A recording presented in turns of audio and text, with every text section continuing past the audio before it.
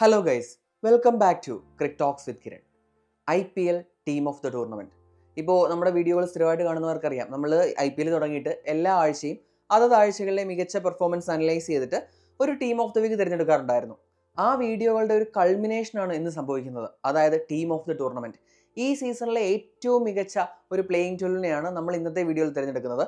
പിന്നെ എൻ്റെ പ്ലേയിങ് 12ലേക്ക് പോകുന്നതിന് മുൻപ് എനിക്ക് പറയാനുള്ളതെന്ന് വെച്ച് കഴിഞ്ഞാൽ, ടീം ഓഫ് ദ വീക്ക് വീഡിയോകൾ പറയുന്നത് പോലെ തന്നെ ആ ഒരു ഇമ്പാക്റ്റ്, അതായത് സ്റ്റാറ്റ്സ് മാത്രം വെച്ചിട്ടല്ല, ആ ഒരു ഇമ്പാക്റ്റ് കൂടി വെച്ചിട്ടാണ് ഞാൻ ഈ ടീമിനെ ചൂസ് ചെയ്തിരിക്കുന്നത്.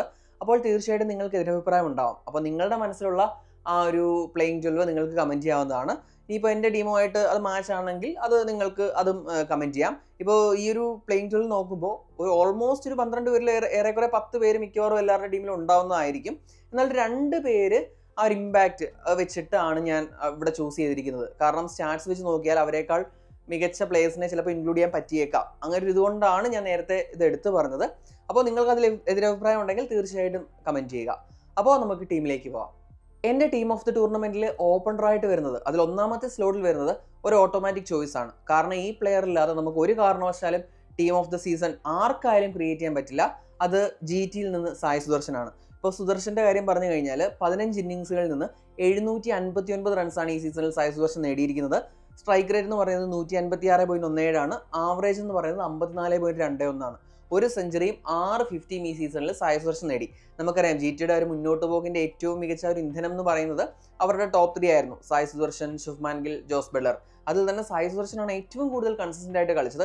ഇപ്പോൾ IPLന്റെ ആ ഒരു പ്രസന്റേഷൻ നോക്കിക്കഴിഞ്ഞാൽ ഏറ്റവും കൂടുതൽ അവാർഡുകൾ വാരി കൂട്ടിയതും സായ് സുദർശനാണ്. ഓറഞ്ച് ക്യാപ്പ് കിട്ടി, അതുപോലെ മോസ്റ്റ് വാല്യുബിൾ പ്ലെയർ, അതുപോലെ തന്നെ മോസ്റ്റ് ഫോഴ്സ്, അതുപോലെ തന്നെ ഏറ്റവും കൂടുതൽ ഫാന്റസി പോയിന്റ്സ്, ഈ അവാർഡുകളെല്ലാം തൂത്തുവാരുന്നത് സായ് സുദർശനാണ്. അതുകൊണ്ട് തന്നെ സായ് സുദർശൻ ഇല്ലാതെ നമുക്കൊരു ടീം ഫോം ചെയ്യാൻ കഴിയില്ല. ഇനി ഈ സായ് സുദർശന്റെ പാർട്ണറായിട്ട് വരുന്നത് വിരാട് കോഹ്ലി.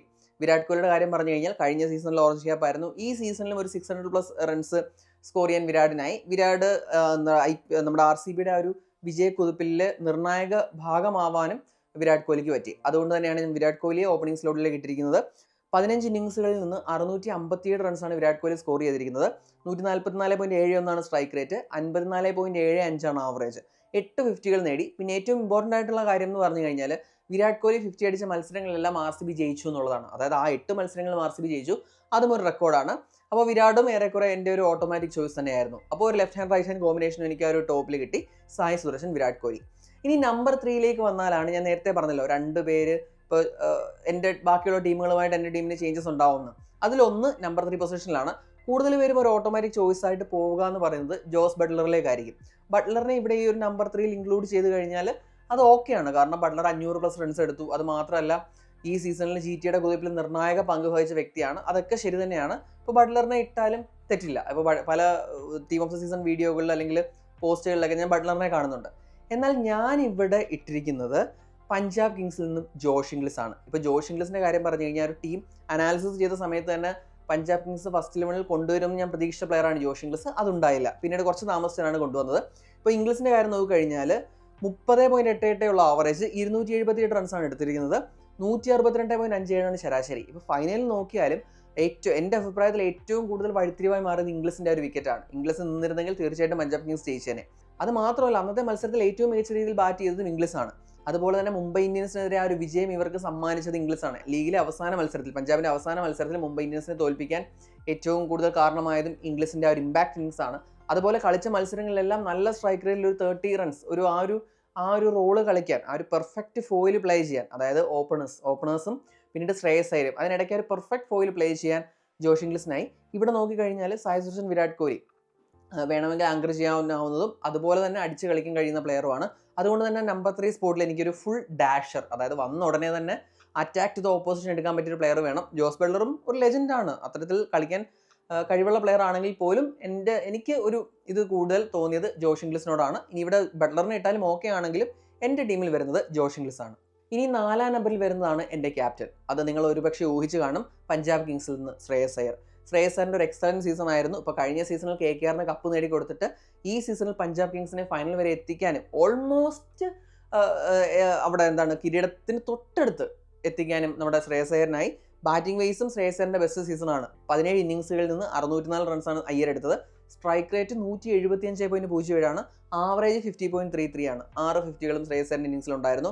അതിൽ തന്നെ ആ ഒരു ക്വാളിഫയർ 2-ലൊക്കെ മുംബൈ ഇന്ത്യൻസിനോട് കളിച്ച ആ ഒരു ഇന്നിങ്സ്, അതുപോലെ തന്നെ അതിന് മുമ്പ് ചെന്നൈ സൂപ്പർ കിങ്സുമായിട്ട് കളിച്ച ആ ഒരു ഇന്നിങ്സ്, പിന്നെ ആദ്യത്തെ പഞ്ചാബ് കിങ്സിന് ആദ്യത്തെ മത്സരത്തിൽ GT ആയിട്ട് കളിച്ച ഒരു ഇന്നിങ്സ്, ഇതൊക്കെ ശ്രേയസ് അയ്യറിന്റെ മികച്ച ഇന്നിങ്സുകളാണ്. അതായത് പഞ്ചാബിനെ വിജയത്തിൽ എത്തിച്ച ഇന്നിങ്സുകളാണ്. തീർച്ചയായിട്ടും ഒരു ഡിസേർവ്ഡ് സ്പോട്ട് തന്നെയാണ്. എൻ്റെ ടീമിന്റെ ക്യാപ്റ്റനും ശ്രേയസ് അയ്യർ തന്നെയാണ്. ഇനി നമ്പർ 5ലേക്ക് വന്നു കഴിഞ്ഞാൽ ഒരു ഓട്ടോമാറ്റിക് ചോയ്സ് ആണ്. സാധാരണയായിട്ട് 3-ലോ 4-ലോ ആ ഒരു നമ്പറിൽ ബാറ്റ് ചെയ്യുന്ന ബാറ്ററാണിത്. എങ്കിലും ഞാൻ 5ാം നമ്പറിലാണ് ഇട്ടിരിക്കുന്നത്. സൂര്യകുമാർ യാദവ് ഈ സീസണിൽ കളിച്ച മത്സരങ്ങളിലെല്ലാം 25+ റൺസ് എടുക്കാൻ കഴിഞ്ഞു. അതൊരു റെക്കോർഡാണ്. പിന്നെ ഓറഞ്ച് ക്യാപ് ലിസ്റ്റിൽ 2ാം സ്ഥാനത്താണ് സൂര്യ ഫിനിഷ് ചെയ്തത്. 16 ഇന്നിങ്സുകളിൽ നിന്ന് 717 റൺ, സ്ട്രൈക്ക് റേറ്റ് 167.91, ആവറേജ് 65.18, 5 50കൾ. ഇതാണ് സൂര്യകുമാർ യാദവിന്റെ ആ ഒരു സ്റ്റാറ്റ്സ് എന്ന് പറയുന്നത്. അറിയാം മുംബൈയുടെ ബാറ്റിംഗ്, ഇപ്പോൾ ബുംറ എങ്ങനെയാണോ മുംബൈ ഇന്ത്യൻസിന്റെ ബോളിങ്ങിനെ ചേർത്ത് നിർത്തിയത്, അതുപോലെ തന്നെ മുംബൈ ഇന്ത്യൻസിന്റെ ബാറ്റിങ്ങിനെ ഹോൾഡ് ചെയ്ത ഗ്ലൂ ആയിരുന്നു സൂര്യകുമാർ യാദവ് എന്ന് പറയുന്നത്. എക്സലന്റ് പെർഫോമൻസ് ആണ്, എക്സലന്റ് സീസൺ ആണ് എന്തായാലും. പക്ഷേ മുംബൈ ഇന്ത്യൻസിനെ ഫൈനലിലേക്ക് എത്തിക്കാൻ കഴിഞ്ഞില്ല. എങ്കിലും നമുക്ക് ഈ ഒരു സീസൺ എന്ന് പറയുന്നത് കണ്ടിൽ നിന്ന് അടിക്കാനാവില്ല. അതുകൊണ്ട് തന്നെയാണ് സൂര്യകുമാർ യാദവ് 5ാമത്തെ പൊസിഷനിൽ എത്തിയിരിക്കുന്നത്. ഇനി നമ്പർ 6-ൽ വന്നു കഴിഞ്ഞാൽ ചിലപ്പോൾ നിങ്ങൾ ഒരു ടീം ഇട്ട് കഴിഞ്ഞാൽ അവിടെ ആ ഒരു സ്ലോട്ടിൽ ഈ പ്ലെയറിനെ ഇടില്ല. ഇതൊരു ഓൾറൗണ്ടർ ആണ്. ഇപ്പോൾ ഞാൻ ഈ സീസൺ ഒന്ന് അനലൈസ് ചെയ്തിട്ട് ഞാനിപ്പോൾ ഈ സ്റ്റാറ്റ്സ് എല്ലാം നോക്കി. അതായത് എനിക്കൊരു ഫാസ്റ്റ് ബോളിംഗ് ഓൾറൗണ്ടറെ ടീമിൽ ഇടണമായിരുന്നു. അങ്ങനെ ഞാൻ സ്റ്റാറ്റ്സും ഒക്കെ നോക്കി ഒന്ന് അനലൈസ് ചെയ്ത് വന്നു കഴിഞ്ഞപ്പോൾ ഈ സീസണിൽ നന്നായിട്ട് പെർഫോം ചെയ്ത ഫാസ്റ്റ് ബോളിംഗ് ഓൾറൗണ്ടേഴ്സ് കുറവാണ്. അങ്ങനെ ഞാൻ ആ കുറേ കാൽക്കുലേഷൻസിന് ശേഷം ഈ ടീമിലേക്ക് ഞാൻ ചൂസ് ചെയ്തിരിക്കുന്നത് ഹാർദിക് പാണ്ഡ്യയാണ്. ഇപ്പോൾ ബോളിങ്ങിൻ്റെ കാര്യം പറഞ്ഞാൽ അവസാന മത്സരങ്ങൾ അങ്ങനെ വലുതായിട്ട് ഫീച്ചർ ചെയ്തില്ല, വലുതായിട്ട് ഫോം ആയിട്ടില്ലെങ്കിൽ കൂടി ബോളിങ്ങിൽ 14 വിക്കറ്റ് ഹാർദിക് പാണ്ഡ്യ ഇട്ടിട്ടുണ്ട്. ഇക്കോണമി റേറ്റ് ഓഫ് കോഴ്സ് കുറച്ച് കൂടുതലാണ്, 9.77. ബാറ്റിംഗ് വന്നു കഴിഞ്ഞാൽ 15 ഇന്നിങ്സുകളിൽ നിന്ന് 224 റൺസാണ് ഹാർദിക് പാണ്ഡ്യ സ്കോർ ചെയ്തിരിക്കുന്നത്. എന്നാൽ സ്ട്രൈക്ക് റേറ്റ് 163.5 അപ്പോൾ നല്ല ഹൈ സ്ട്രൈക്ക് റേറ്റിൽ ബാറ്റ് ചെയ്തിട്ടുണ്ട്. അതുപോലെ തന്നെ ഒരു 5th or 6th ബോളർ എന്ന രീതിയിൽ നമുക്ക് ഇവിടെ പാണ്ഡ്യയെ കണക്കൂട്ടാൻ കഴിയും. വിത്ത് ദാറ്റ് ഇക്കോണമി ആയാൽ പോലും അത്യാവശ്യം ഡീസൻ്റ് ആയിട്ട് വിക്കറ്റ് എടുക്കാനും ഹാർദിക് പാണ്ഡ്യ കഴിഞ്ഞിട്ടുണ്ട്. അതുകൊണ്ട് തന്നെ ഹാർദിക് പാണ്ഡ്യയാണ് എൻ്റെ ഫാസ്റ്റ് ബോളിംഗ് ഓൾറൗണ്ടറായിട്ട് വരുന്നത്. ഒരു ഫിനിഷറിൻ്റെ റോൾ ചെയ്യാൻ സാധിക്കും. ഇനി നമ്പർ 7ലേക്ക് വരുന്നത് RCBയിൽ നിന്ന് ജിതേഷ് ശർമ്മ. ഇതും ചിലപ്പോൾ സ്റ്റാറ്റ്സ് വെച്ചിട്ട് ചിലപ്പോൾ സ്റ്റാറ്റ്സ് നോക്കിയാൽ നീതീകരിക്കാൻ ആവുന്ന സെലക്ഷൻ അല്ല എന്ന് വേണമെങ്കിൽ പറയാം. പക്ഷേ ഇമ്പാക്റ്റ്, അതായത് ഇപ്പോൾ നമ്മൾ നോക്കിക്കഴിഞ്ഞാൽ RCB എന്ന് പറയുന്നത് ആ ഒരു ക്വാളിഫയർ കളിക്കാൻ കാരണം തന്നെ ജിതേഷിൻ്റെ LSGക്കെതിരെ ഇന്നിങ്സ് ആണ്. അതുപോലെ തന്നെ ഫൈനലിൽ 25 റൺസ് എടുത്തുള്ളൂവെങ്കിലും ആ ഒരു മൊമെൻറ്റം തന്നെ മാറ്റിമറിക്കാൻ ജിതേഷ് ശർമ്മയ്ക്കായി. അതുപോലെ തന്നെ ഈ സീസണിൽ മുംബൈ ഇന്ത്യൻസിനെതിരെ RCB ജയിച്ചല്ലോ. അപ്പോൾ ആ ഒരു മത്സരത്തിൽ RCBക്ക് നല്ലൊരു സ്കോർ സമ്മാനിക്കുന്നതിൽ പ്രധാന പങ്ക് വഹിച്ച പ്ലെയർ കൂടിയാണ് ജിതേഷ്. ഒരു ക്വിക്ക് ഫയർ 45 എടുത്തോടുകൂടിയാണ് കുറച്ചുകൂടി നല്ലൊരു സ്കോറിലേക്ക് അന്നത്തെ മത്സരത്തിൽ RCB എത്തിയത്. അങ്ങനെ നന്നായിട്ട് കളിച്ച മത്സരങ്ങളിൽ ആ റിസൾട്ടിനെ തന്നെ ആ ഒരു ഇമ്പാക്റ്റ് ചെയ്യാൻ, ഇൻഫ്ലുവൻസ് ചെയ്യാൻ ജിതേഷ് ശർമ്മയ്ക്ക് കഴിഞ്ഞിട്ടുണ്ട്. അതുകൊണ്ടാണ് ഞാൻ ജിതേഷിനെ ഈ ഒരു 7ാം നമ്പറിലേക്ക് ഇടുന്നത്. പിന്നെ എൻ്റെ വിക്കറ്റ് കീപ്പറും ജിതേഷ് ശർമ്മ തന്നെയാണ്. ഇപ്പോൾ നോക്കിക്കഴിഞ്ഞാൽ 15 മത്സരങ്ങളിൽ നിന്ന് 261 റൺസാണ് ജിതേഷ് എടുത്തിട്ടുള്ളത്. സ്ട്രൈക്ക് റേറ്റ് 176.35 ക്യാച്ച് 19 ക്യാച്ചുകളും 1 സ്റ്റംപിങ്ങും ഈ സീസണിൽ ജിതേഷിന് കിട്ടിയിട്ടുണ്ട്. അപ്പോൾ ജിതേഷ് തന്നെയാണ് ഞാൻ പറഞ്ഞ പോലെ ഈ ടീമിൻ്റെ വിക്കറ്റ് കീപ്പർ. ഇനി 8ാം നമ്പറിലേക്ക് വരുന്നത് കൃണാൽ പാണ്ഡ്യ ഒരു ഓട്ടോമാറ്റിക് ചോയ്സ് ആണ്. അറിയാം ഫൈനലിലെ പ്ലെയർ ആണ്. അത് മാത്രമല്ല വിക്കറ്റ് വേസ് കൃണാലിൻ്റെ ഏറ്റവും ബെസ്റ്റ് സീസണാണിത്. ഒരു അണ്ടർ റേറ്റഡ് പെർഫോമർ എന്ന് തന്നെ വേണമെങ്കിൽ പറയാം. കാരണം RCB ജയിച്ച മത്സരങ്ങളിലെല്ലാം ഒരു നിർണായക സ്വാധീനം ചെലുത്താൻ, പ്രത്യേകിച്ച് എവേ മാച്ചസുകളിൽ നിർണായക സ്വാധീനം ചെലുത്താൻ കൃണാൽ പാണ്ഡ്യ കഴിഞ്ഞിട്ടുണ്ട്. ബാറ്റ് കൊണ്ടും ഒരു മത്സരത്തിൽ നമ്മൾ DCക്കെതിരെ RCB വിജയിപ്പിച്ചു. 15 മത്സരങ്ങളിൽ നിന്ന് 17 വിക്കറ്റാണ് എടുത്തിട്ടുള്ളത്. ഇക്കോണമി റേറ്റ് 8.23 ആണ്. അതിൽ തന്നെ ഫൈനലിൽ 4.25 ഇക്കോണമി റേറ്റിലാണ് കൃണാൽ പാണ്ഡ്യ പന്തെറിഞ്ഞത്. 109 റൺസേ എടുത്തിട്ടുള്ളൂ. പക്ഷേ അതിൽ തന്നെ 73 വന്നത് ഒരു മാച്ച് വിന്നിംഗ് നോക്കായിരുന്നു. ഇനി നമ്പർ 9ലേക്ക് വന്നാൽ അടുത്ത ഓട്ടോമാറ്റിക് ചോയ്സ് ആണ് മുംബൈ ഇന്ത്യൻസിൽ നിന്ന് ജസ്പ്രീത് ബുംറ. ഇപ്പോൾ ആദ്യം 4 മത്സരങ്ങൾ കളിച്ചില്ലെങ്കിലും പിന്നീട് ഇങ്ങോട്ട് വന്ന മത്സരങ്ങളെല്ലാം മികച്ച രീതിയിൽ പന്തെറിയാൻ ജസ്പ്രീതിനായി. ഇപ്പോൾ 12 ഇന്നിങ്സുകളിൽ നിന്ന് 18 വിക്കറ്റുകളാണ് ജസ്പ്രീത് ബുംറ വീഴ്ത്തിയിരിക്കുന്നത്. Economy rate 6.67. അതായത് ഇതുപോലെ 2020 അതായത് ഏറ്റവും കൂടുതൽ 200 റൺസ് പിറന്ന ഈ സീസണിൽ വെറും 6.67 എന്ന ഇക്കോണമി റേറ്റിലാണ് ബുംറ റൺസ് വിട്ടുകൊടുത്തത്. ബൗളിംഗ് ആവറേജ് എന്ന് പറയുന്നത് 17.55 ആണ്. ബുംറയ്ക്ക് ഒരു എക്സലന്റ് സീസൺ ആണ്. ഇപ്പോൾ സൂര്യയുടെ ബാറ്റിങ്ങിന്റെ കാര്യത്തിൽ പറഞ്ഞ പോലെ ബോളിങ്ങിനെ ഗ്ലൂ ചെയ്ത് നിർത്തിയത് അവരുടെ ഏറ്റവും മികച്ച ബോളർ എന്ന് പറയുന്നത് ജസ്പ്രീത് ബുംറ ആയിരുന്നു. അതിനടുത്തെത്താൻ പോലും മറ്റുള്ളവർക്ക് കഴിഞ്ഞിട്ടില്ല എന്ന് വേണം പറയാം. ഇനി നമ്പർ 10 എന്ന് പറയുന്നത് പ്രസീദ് കൃഷ്ണ. പർപ്പിൾ ക്യാപ്പ് പ്രസീദിനായിരുന്നു. 15 ഇന്നിങ്സുകളിൽ നിന്ന് 25 വിക്കറ്റാണ് പ്രസീദ് വീഴ്ത്തിയത്. Economy rate 8.27, average 19.52. പ്രസീദ് ഒരു ഓട്ടോമാറ്റിക് സെലക്ഷനാണ്. വൺ ഓഫ് ദി ബെസ്റ്റ് സീസണാണ് പ്രസീദിൻ്റെ. ആ ഒരു ഹാർഡ് ലെങ്ത് എറിഞ്ഞിട്ട് എതിരാളികളെ വെള്ളം കുടിപ്പിക്കാൻ പ്രസീദിനായി. GTയുടെ ആ ഒരു കുതിപ്പിൽ പ്രസീദിൻ്റെ ബോളിംഗ് വളരെയേറെ നിർണായകമായിട്ടുണ്ട്. ഇനി നമ്പർ 11 ആർ സി ബിയിൽ നിന്ന് ജോഷ് ഹേസൽവുഡ്. ഹേസൽവുഡിനെ കുറിച്ച് എന്താണ് പറയേണ്ടത്? ആർ സി ബിയുടെ ഈ സീസണിലെ ഏറ്റവും ബെസ്റ്റ് വിക്കറ്റ് ടേക്കറാണ്. അത് മാത്രമല്ല, ഇപ്പോൾ ഹേസൽവുഡിൻ്റെ ഒരു പ്രസൻസ് തന്നെ ആർ സി ബിയുടെ ബോളിംഗ് യൂണിറ്റ് ഉണ്ടാക്കുന്ന ഇമ്പാക്റ്റ് നമ്മൾ മത്സരങ്ങളിൽ കണ്ടതാണ്. അത് പിന്നീട് ആ ഒരു ഷോൾഡർ ഇഞ്ചുറി മൂലം കുറച്ച് മത്സരങ്ങൾ കളിച്ചില്ല. അപ്പോൾ ആ മത്സരങ്ങൾ കളിച്ചില്ല. ഇപ്പോൾ 12 മത്സരങ്ങൾ മാത്രമേ കളിച്ചുള്ളൂ. മറ്റ് 3 മത്സരങ്ങൾ കളിച്ചിരുന്നെങ്കിൽ പർപ്പിൾ ക്യാപ്പ് വരെ ഹേസൽവുഡിന് പോയേനെ. ഇപ്പോൾ ഹേസൽവുഡിൻ്റെ സ്റ്റാറ്റ്സ് നോക്കിക്കഴിഞ്ഞാൽ 12 മത്സരങ്ങളിൽ നിന്ന് 22 വിക്കറ്റാണ് ഇട്ടിട്ടുള്ളത്. അപ്പോൾ പർപ്പിൾ ക്യാപ്പ് കിട്ടിയ പ്രസീദ് 15 മത്സരങ്ങളിൽ നിന്നാണ് 25 വിക്കറ്റ് ഇട്ടിട്ടുള്ളത്. അപ്പോൾ ആ ഒരു 3 മത്സരങ്ങളോട് കളിച്ചിരുന്നെങ്കിൽ തീർച്ചയായിട്ടും പർപ്പിൾ ക്യാപ്പ് ഹേസൽവുഡിന് പോയേനെ. പക്ഷേ ഷോൾഡർ നിഗിൾ മൂലം കളിക്കാൻ കഴിഞ്ഞില്ല. ഇക്കോണമി എന്ന് പറയുന്നത് 8.77 ആണ്. ആവറേജ് എന്ന് പറയുന്നത് 17.54 ആണ് ബോളിംഗ് ആവറേജ്. അപ്പോൾ അങ്ങനെയാണ് ഹേസൽവുഡിൻ്റെ സ്റ്റാറ്റ്സ് എന്ന് പറയുന്നത്.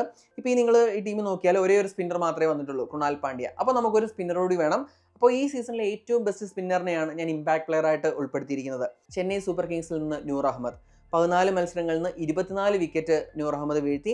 ഇക്കോണമി റേറ്റ് എന്ന് പറയുന്നത് 8.2 ആണ്. ബോളിംഗ് ആവറേജ് എന്ന് പറയുന്നത് 17 ആണ്. അപ്പോൾ നൂർ അഹമ്മദോടെ വരുമ്പോഴാണ് ആ ഒരു ബോളിംഗ് യൂണിറ്റ് കംപ്ലീറ്റ് ആവുന്നത്. ഇനി ഈ ടീം മൊത്തത്തിൽ നമുക്ക് ഒന്നുകൂടെ നോക്കാം. ഓപ്പണിംഗിൽ ജിറ്റിയിൽ നിന്ന് സായ് സുദർശൻ, ആർ സി ബിയിൽ നിന്ന് വിരാട് കോഹ്ലി, 1 ഡൗൺ ആയിട്ട് പഞ്ചാബ് കിങ്സിൽ നിന്ന് ജോഷ് ഇംഗ്ലിസ്, നമ്പർ 4 ക്യാപ്റ്റൻ കൂടിയായിട്ട് പഞ്ചാബ് കിങ്സിൽ നിന്ന് ശ്രേയസ് അയ്യർ, നമ്പർ 5 മുംബൈ ഇന്ത്യൻസിൽ നിന്ന് സൂര്യകുമാർ യാദവ്, നമ്പർ 6 മുംബൈ ഇന്ത്യൻസിൽ നിന്ന് Hardik Pandya, number 7 R C ബിയിൽ നിന്ന് Jitesh Sharma, number 8 R C ബിയിൽ നിന്ന് കൃണാൽ പാണ്ഡ്യ, നമ്പർ 9 മുംബൈ ഇന്ത്യൻസിൽ നിന്ന് ജസ്പ്രീത് ബുംറ, നമ്പർ 10 നമ്മുടെ ജിറ്റിയിൽ നിന്ന് Prasidh Krishna, number 11 R C ബിയിൽ നിന്ന് Josh Hazlewood, number 12 C S കെയിൽ നിന്ന് നൂർ അഹമ്മദ്. ഇനി ഈ ടീം നോക്കിക്കഴിഞ്ഞാൽ 3 ഫോറിൻ പ്ലേയേഴ്സ് മാത്രമേ ഉള്ളൂ, ബാക്കി എല്ലാം ഇന്ത്യൻ പ്ലേയേഴ്സ് ആണ്.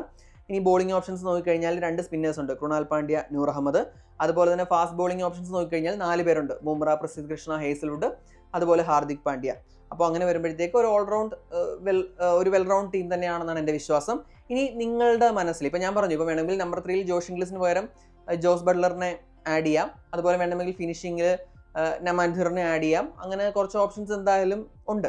അപ്പോൾ നിങ്ങൾക്ക് എൻ്റെ ടീമുമായിട്ട് എന്തെങ്കിലും ഡിഫറൻസ് ഉണ്ടെങ്കിൽ തീർച്ചയായിട്ടും കമൻറ്റ് ചെയ്യുക. അപ്പോൾ നമുക്ക് അതിനെപ്പറ്റി കൂടുതൽ ഡിസ്കസ് ചെയ്യാം. അപ്പോൾ അത്രയേ ഉള്ളൂ എൻ്റെ ടീം ഓഫ് ദ സീസൺ എന്ന് പറയുന്നത്. അപ്പോൾ ഈ വീഡിയോ നിങ്ങൾക്ക് ഇഷ്ടമായെന്ന് കരുതുന്നു. അടുത്തൊരു വീഡിയോയുമായി ഉടൻ തന്നെ കാണാം. Thanks for watching cric talks with Kiran.